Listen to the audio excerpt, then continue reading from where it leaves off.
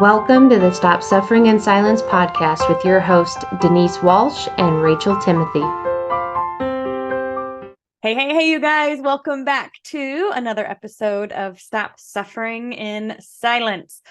Today we have a super special guest on. She's actually a singer, songwriter, and artist from the heart of Minnesota. Her music career began at the age of 12 when she began touring and performing with her father, who had been a national singer-songwriter and worship artist for over 25 years. She has followed in her father's footsteps and is branching out into her own musical career. And this year, I would say, this might not be the technical term, but in my view, it was like a breakout song that ended up going viral and gaining the attention of Rachel. So big Stop Sis welcome to Allison Eide. And I'd love for Rachel to share a bit about the song that she and her girls heard and why she was like, we need to talk to Allison. She's amazing. Well, and I think she gained the attention of way more than just Rachel. I could say that. Not more important people. But so Instagram was fantastic and just happened to pop Allison Eide's song on, and it was a reel. So all that I heard, I'm pretty sure if I'm remembering right, is a piece of the chorus and then a part where it says that transition at the end. What is that? What's that piece, Allison? The transition at the end? Yes. Like the line at the end? Yes. Oh, it says, I'm struggling to love who I am. Yes. And then there's that part where it says, like, to even live in my own skin. Oh, the bridge. Yes, it says, if I'm honest, I want to leave my skin. I'm so exhausting to live in. That hit me hard. And so I was like, I need to know all the words of this song. So I hurried up and hopped over to YouTube and typed it in and was blown away by the lyrics. And I was like telling my little girls, we need to listen to this. And they fell in love with it. I even sent Allison a video of my youngest daughter singing it karaoke style at her birthday party with a microphone. It was adorable. And yeah, I sent that to Allison because it's touched our whole family. I kid you not. My 8-year-old son, we're getting ready to get in the school to go, get in the car to go to school. And he goes, Mom, can we listen to Love Who I Am on the way? Absolutely. Like, they know every word. So that's incredible. That is a gift from God to you, from you to us. And I so appreciate it. Now that we're all crying.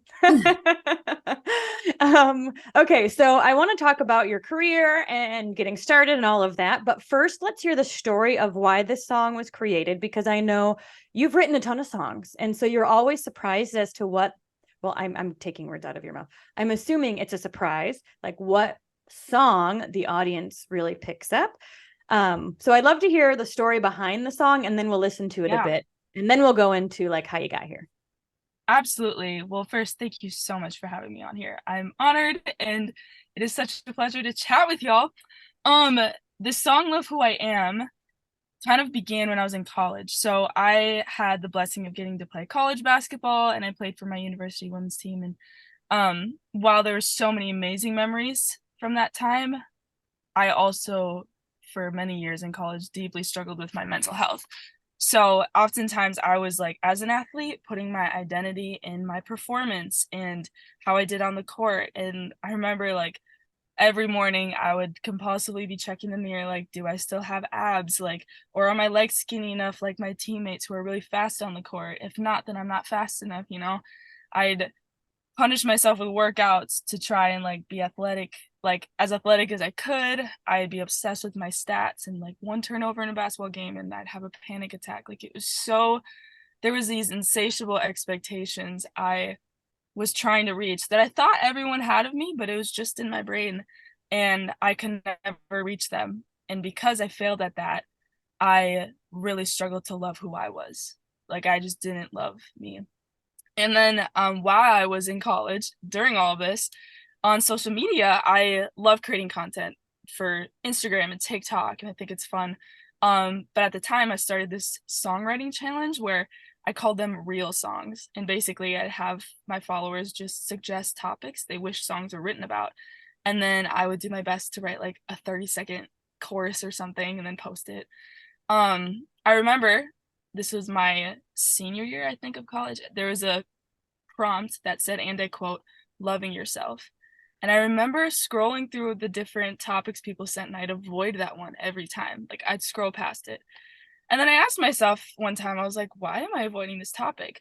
And it occurred to me in that moment, it was because I did not have an answer or a solution for what it means to love myself. Like, I grew up in a Christian home. I knew God loved me, but I did not know how to love me. And so from that place, I was like, challenge accepted. We'll just write from that perspective. And I wrote just the chorus of the song, which I guess we'll hear in a second. Posted it. I just played it on my piano, posted it, and I started to get tons of messages about the song and how it was impacting people. So I was like, I think this could be like a song I could release, because I knew I wanted to do music for a living. And then in literally 2 days, wrote the song. And it's funny, you talk about the lyric in the bridge where it says, "I want to leave my skin. I'm so exhausting to live in." Literally in my bedroom, when I wrote that line, I started like bawling my eyes out, like crying, because I was like, Lord, that's like exactly how I feel, and I've never been able to put it to words till now. And so from that, had that song in just my notebook in my bedroom for months on end. And then I decided to went to Nashville with my producer, made the song, released it. And by the grace of the Lord, it has just reached people all over the world. I think it was within like a few weeks, it had reached over 1.3 million people, which just tells me that I'm not the only one. So that's the story of how it happened. I love it. And Rachel, tell me why that line was the one that stuck out to you. Yeah. So I think for a lot of survivors of anything, mental illness, or it could be trauma, or, just struggles in general, you can't always put words to it. And that was one of those lines that, like you said, you could never put words to it. I could never really put words to that and how I felt. I remember at times messaging my mentor, Granny, everybody knows her as Granny on here, and telling her, like, the flashback that I'm seeing in my head right now is so absolutely awful. Like, I wish I could just take my head off and give it to somebody else for a while. And she's like, nobody would want to live in that spot. Like, nobody would want to put it on, because she knew, like, the flashbacks that I was living in with was so awful. And I literally felt exhausted from just living in my own skin. You can't get away from living in your own skin. And so to have you put words to it, and then to have you somehow make it sound beautiful, and then knowing that I'm not the only one, it like sent me into tears and emotions that were healing. That's amazing. And I'm so honored that anyone would even find this song a part of their story in that way, that would find a moment to not be okay in this song. Like, that's exactly why we built it and why I wanted to release it. So I'm just so grateful. It's powerful to be seen and noticed and heard. And because your song is so real and raw, I feel like it touches on those human pieces of us that often feel alone. And so you're saying, no, like, you're not alone, and let's do this together. And I think that, like you said, gives voice to the hurt that we feel, and we don't really even know why or how to tell, how to voice it. Yeah. But it brings community. And to know that that's okay if you can't figure it out, if you don't have the answer or the solution. Like, actually, I always say this with when I share about this story, but like, the heart of Jesus, we always think repels our mess in our lives, like repels the dark spots in us, and we don't want anyone to see. But that's not the heart of Jesus. He literally is a magnet to the mess. Like, the more we put our mess under the light, the closer Jesus can come to us. And so it's like, of course the enemy wants us to isolate. Of course Satan is like causing us to feel like we're the only one, because he knows Jesus comes close when we share and we put what we're struggling with under the light. So Yeah. And I think what's really interesting about the way that you formed the song is it wasn't this pity party of, I don't love who I am, like I feel exhausted in my own skin and poor me. It was, no, I want to love who I am because I know in my Father's eyes who I am. And it was like, it was powerful. It wasn't a woe is me feeling. It was also validating in the sense of it's okay to not have the answers, but I know who does. And we don't have to stay here. It's okay to be here, but you also don't have to stay here. And so, I don't know. I just love that it wasn't a pity party. It wasn't this sad, song. It was empowering. Validating. Yes. Thank you. Thank you. So let's much. listen to it. You guys, we'll put the song in the show notes and description box below. So you can go subscribe to Allison's channel, Instagram, all the things. But I'm going to share a little bit of the song right now.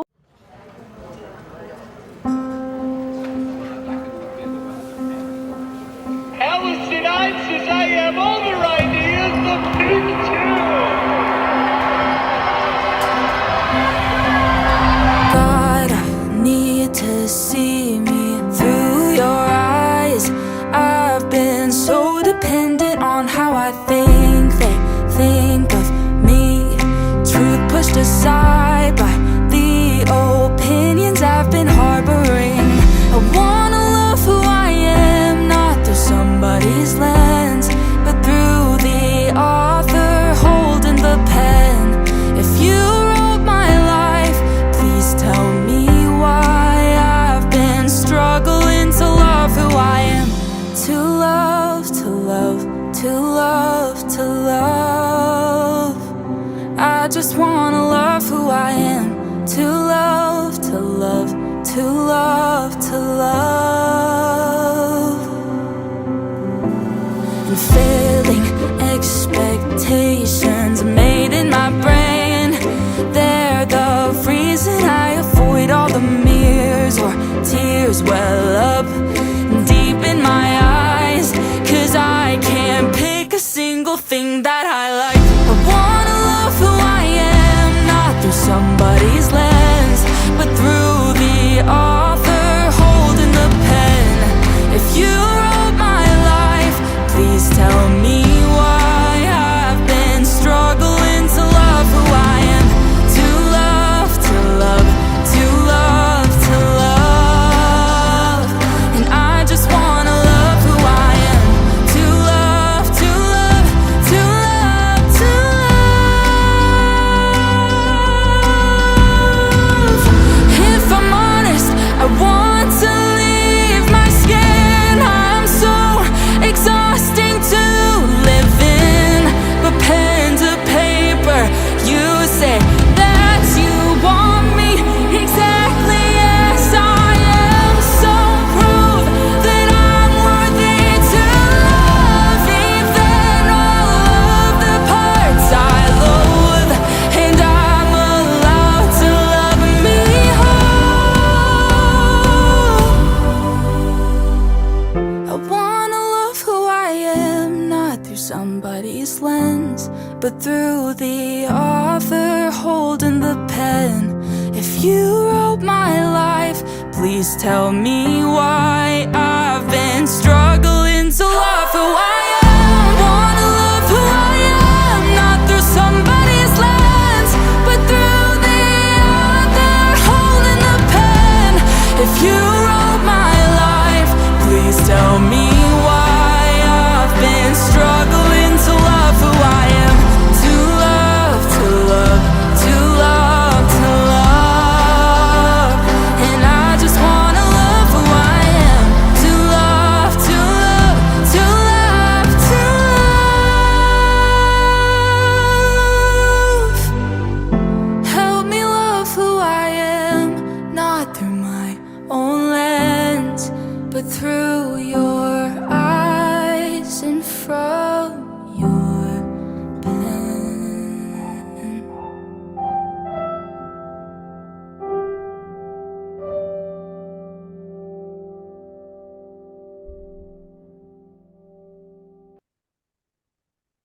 That was so good. Yeah, you can see why it has touched the hearts of women all over, and probably men too, but women all over the world. Mm-hmm. So let's hear a bit. Go ahead. What was that, Rachel? What does your dad think of all this? Like, I'm sure he's just beaming with pride.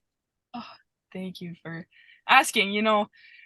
My parents, both my dad and my mom, are just very supportive and proud and just behind my back with all of this. And so it's interesting, when my dad did music for a living, the way his music career blew up was different because it didn't have social media. Like, just the way that grew, or how he did that, and how his songs like reached a lot of people was different than like mine is through social media. Mine is through all these outlets that didn't exist during his career. So it's a funny experience where they're like looking and seeing like, oh, it's reached as many people, but like you haven't gone on tour with it yet. And like, I don't know, it's just funny. We more just kind of laugh, and it's like, I don't know. Back in my day, I would have. I know. I've like learned so much though from him and his career. Like, growing up and touring with him is the reason I feel like I am able to do what I do now. Like, I feel like I'm on 2 feet with this music thing, and I'm able to navigate it in the best way I can because of my parents and my dad's career. So I'm so grateful. They're the best. Well, you started, like, it sounds like you started, were you on stage at the age of 12, or is that when you really first started noticing that you love to sing? Good question. So I actually started performing probably when I was like 7, like on stages and stuff, but that was through worship and musicals, and every once in a while my dad would bring me on stage for fun when he was on tour and everything. But my music love really started when I was 6 years old, because I started singing like as soon as I could talk.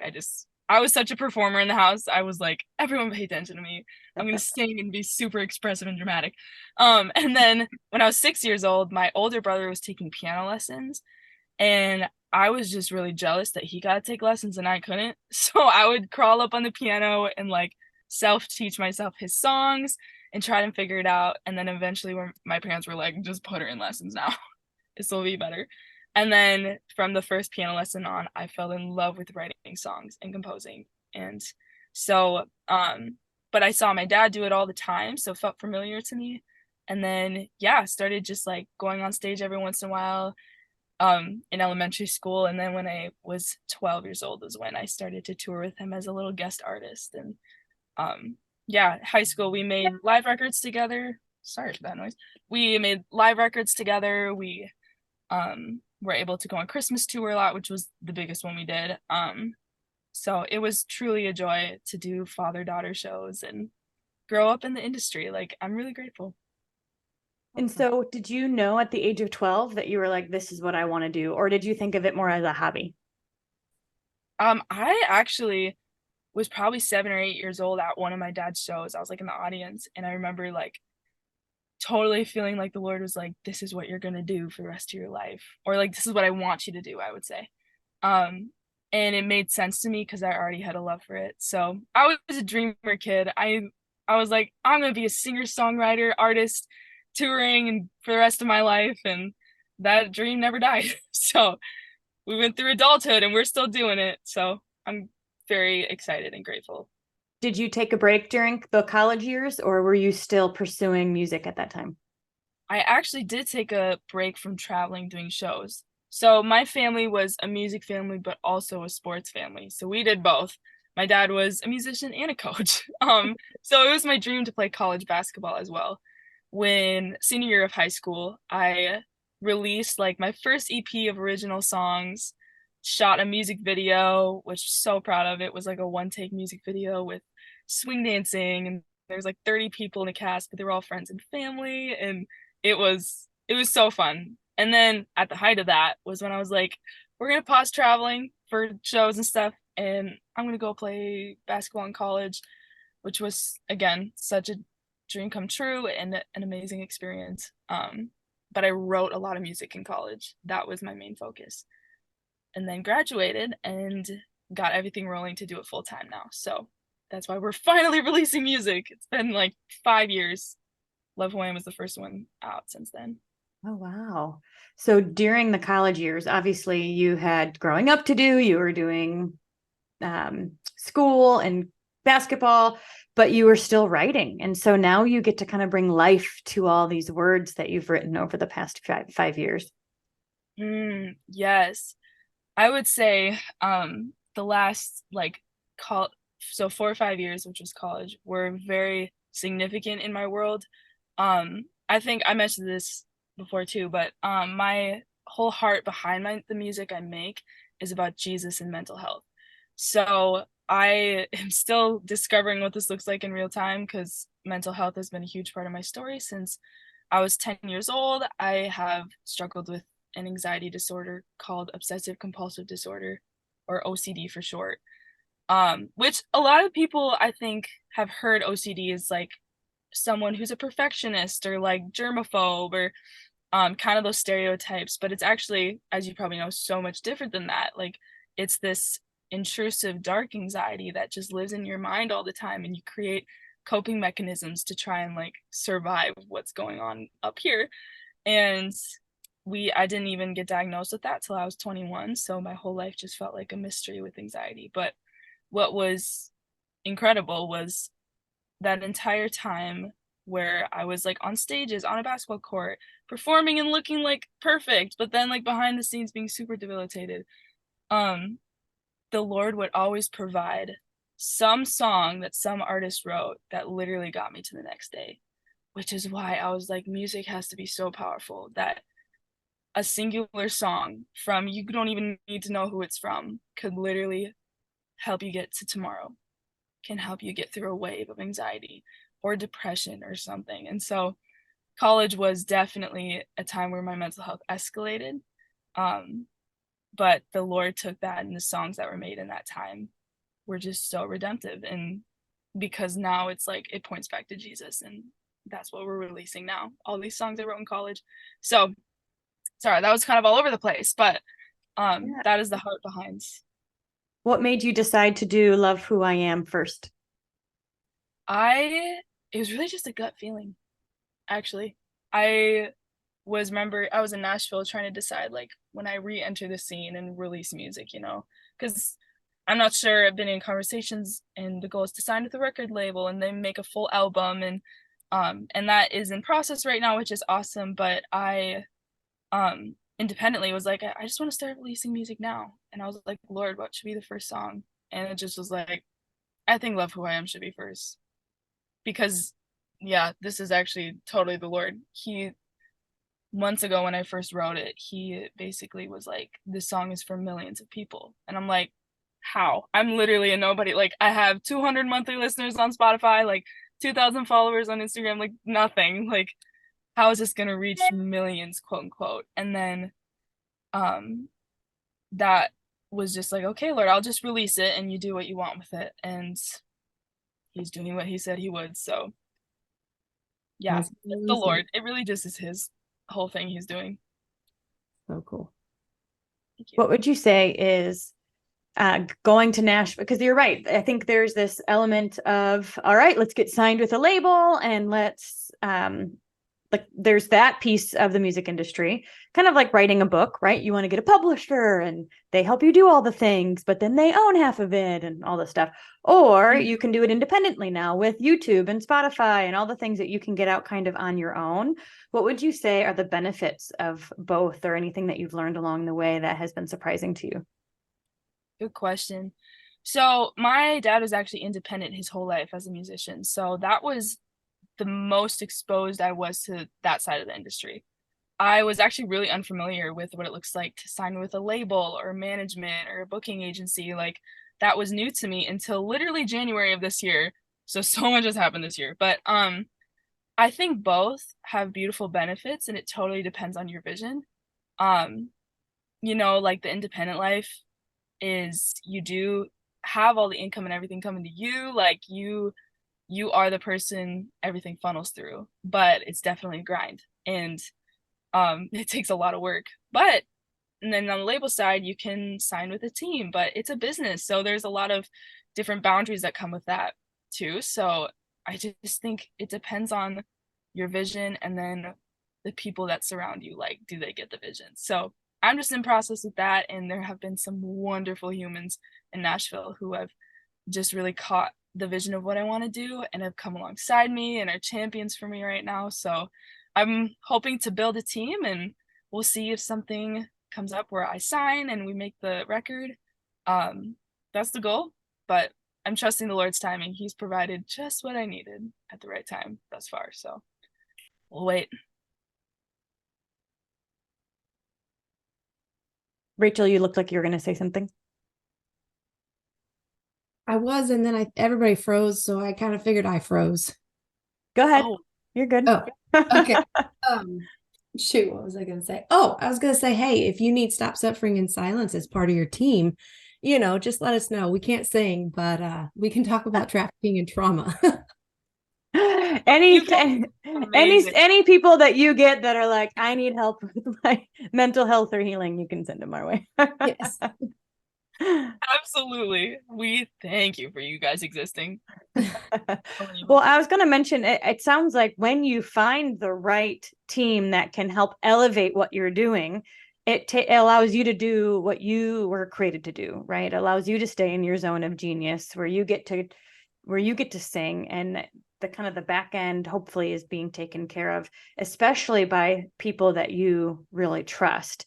And I think that's where you hear kind of the horror stories of artists having to change or shift to fit the mold of the production. Whereas it sounds like you've really stayed firm to your vision and found people who will support that. Yeah, I totally agree. I feel like the timing of how this has all happened too, like originally I wanted to start releasing music again, like right after like first year into college, and there was some doors opening for that, but a lot of things got delayed. Then COVID delayed everything, and I was like, Lord, I'm so ready. Why don't you let me go and make the music now? Not me realizing that like I didn't know exactly who I was as an artist then. And of course, that's the thing I'll figure out as time goes on till the day I die. But I felt like it was too early then, and this was the right exact time. So like I know my vision a lot clearer now. I feel like I know what I'm looking for, and it just feels more anchoring. So in agreement, like the timing, there's no rush, and I'm really grateful for that too. What's that quote out there that says something like, when it's not God's time, there's nothing you can do to make it happen. But when it is God's time, there's no stopping it. Like it's gonna just go. Wait, I like that. Yeah. The quote's actually better than what I just said, but yes. It reminds me, I've heard of another quote that says something like, we think time is like a thief, or the time steals, but time is actually a gift. Like time is a giver. And I'm like, that's really good. Really good. Because God doesn't waste time. He doesn't let things go to waste, no matter how long it takes. But it actually, the process is beautiful. The time it takes to do something is actually really a gift. So I don't know, along with what you're saying, it's fascinating, because how many times do we say, all right, let's go yesterday, come on, I'm ready, I mean, like, let's make it happen, but really that time was so important for you to develop depth and connection and to have that clear vision, because I can imagine that it can be easy to resort to the experts. You've been in the industry for 30 years, you tell me what. And that might be why artists shift and change, because they don't really have that clarity and that conviction. And so you coming in and saying, I have a vision for what I want, and I'm certain, makes you that much stronger of an artist, and not willing to just kind of go with the flow on things. Totally agree. It's just a reminder that what we think is slow, God says is right on time. Because God slows down. I think our hustle culture is just really confused by that, because we're like, everything has to be efficient and done productively and like happen right now. I mean, even in our day and age, I think I've seen this a lot in the music industry, but it feels like people are less about quality and more of quantity, because our attention spans are so short. We need so much to consume now. And so people are like busting out songs and like different content ideas for social media and entertainment. I'm like, man, I feel like that's opposite of how the Lord cultivates, like, or how we were made to create and cultivate things. and how, so the Lord just slows us down. Hustle culture can take a break, That's right. take a breather. So do you have anybody that you kind of look up to that maybe, does mental health and Jesus songs, or is this really just coming from within? It's a good question. You know, I don't really know of an artist myself who specifically has like a focused mission with their music. Actually, I did meet someone named Grace Graber, and she's like an artist kind of in the same boat as me, and she has a very similar mission.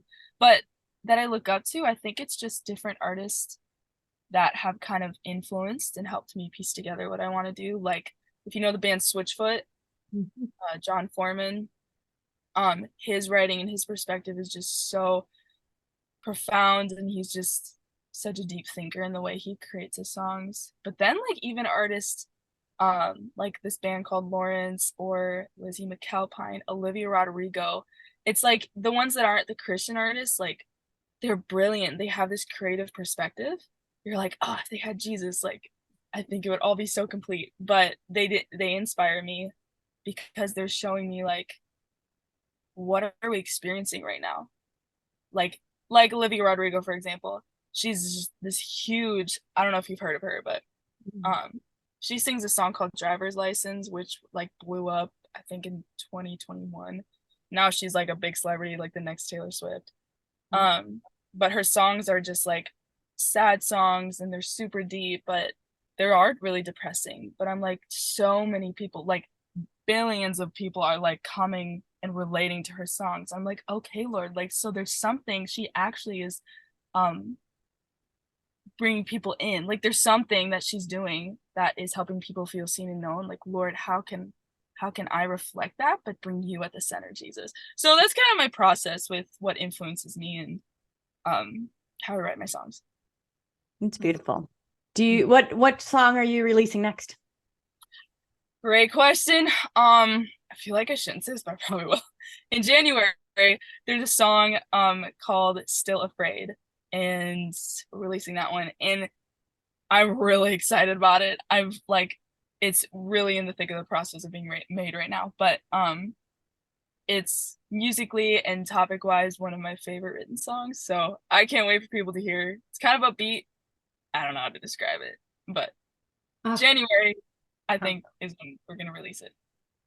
Have you had people on, like, I guess my next question is about your Instagram. Are you still doing that, the real stories, or are you still like engaging with your audience in that way? How can they like get to know you and be a part of the process?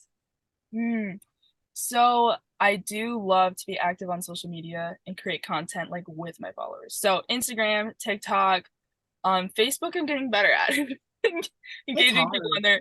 Facebook is like kind of before my time slightly, so I'm like not familiar with it enough, but we're getting there.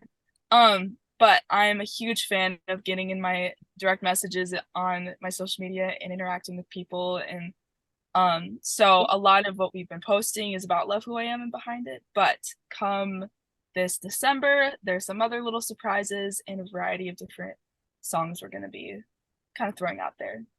Yeah, I mean, I messaged her on social media thinking she'd be like everybody else and I wouldn't hear anything, or she'd just say a sweet thank you. But no, she was like really engaging. And so I was like, hey, you want to be on a podcast? I was honored you guys asked. In any way I can share the story of the song and like help people feel encouraged and like belong, I'm all for it. So the way to do that right now is literally in social media. So I'm like, all right, friends, let's chat. I'm here. So I love that. Allison or Rachel, anything else you want to be sure we chat about before we close up today? I think this is the beginning for you. Well, actually the beginning was a while ago, but still, like, from your perspective of artistry and like making it, you're just at the very beginning. It's going to be amazing what God does with you. I really do believe that, in the hearts that you touch through the words and the perspective that you have. I absolutely love that you had a bit, I mean, I hate it for you, but living in the trenches for a bit, it gives you a perspective that You know, you hear it all the time in the Bible where it's those people that God uses, those who understand. And because of that, you're going to touch so many more hearts. And you already are. You touched mine, you touched my kids. And for that, I'm super grateful. Thank you so much. I am honored that anything I would create would even find or give anyone else a voice. So it really is the Lord, and I'm just grateful to be part of it. And people like you guys are doing the dirty work, though. You're in the trenches with people. You are like in the process with those who have been broken and suffocated and oppressed. And I'm just like, thank you for us who need that. Like, thank you for stepping into that place. Amen. Well, Allison, I am proud of you for declaring your dream and going after it. And God is just kind of like he's the, what is it? The gaslighter? No. he's doing something. He's blowing it up, man, in a good way. I'll be like, here's my wood. Lord, do what you want. You light it on fire. Exactly. And it's because you continued to cultivate, you know, even in your darkest moments, you didn't give up on the spark that you had been given years ago. And I love that just out of kind of that semi retirement of college, you immediately touch the lives of millions of people. So I agree. This is just the beginning for you. And we're just glad to be like, we know her. She's our friend. So you guys go be Allison's friend too. Follow her on Instagram, TikTok, YouTube, all the things. Engage with her. Let her know that Stop Sis sent you, and continue to share this message, because I think this Jesus at the heart of mental health and in the trenches with all of us is something that we can never tire of hearing. So thank you, Allison, for being our guest today. And thank you guys for listening. Have an awesome, awesome week.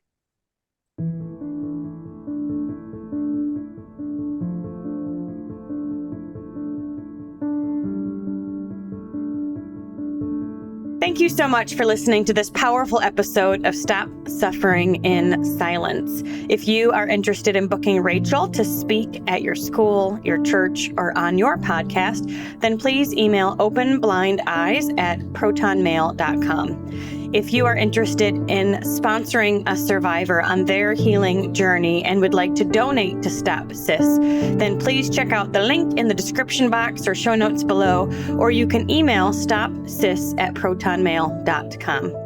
And finally, if you are currently suffering in silence, or you know somebody who is, whether they're dealing with a current trauma or one from the past, then we will always recommend that you reach out to your local resources and find a counselor that you can trust, because nobody is meant to suffer alone. Have an amazing week, and thank you for being here.